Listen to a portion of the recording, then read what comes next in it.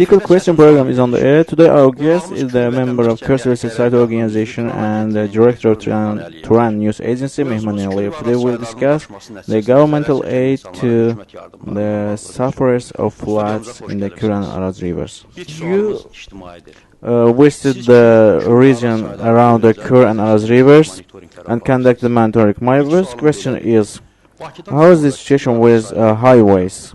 You know, it's not comfortable. There are problems in highways.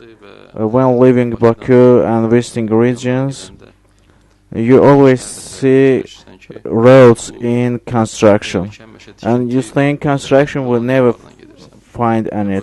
Some highways are built, others is destroyed, and the roads become dangerous for the drivers.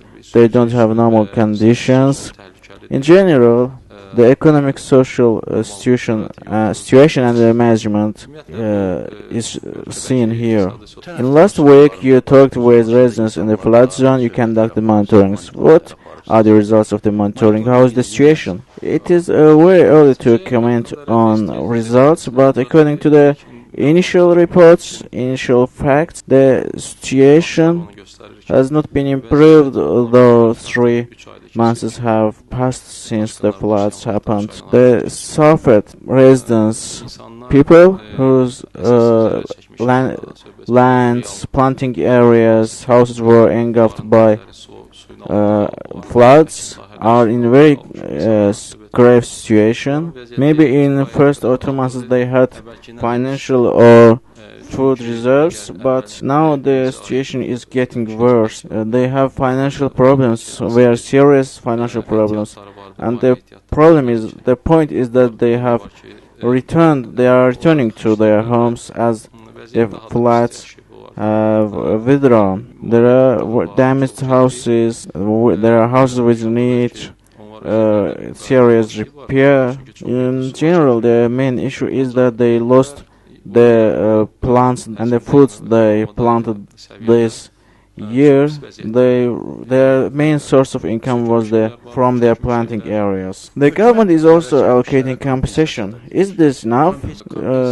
When speaking about compensation, you know, the compensation per person is 2,000 ajemanats, or 10 minutes for each square meters, and this compensation has not been provided to the majority of the sufferers, and there are reports that the people which have not suffered damage have been provided with compensation, but those who really suffered damages, losses, have not provided with compensation.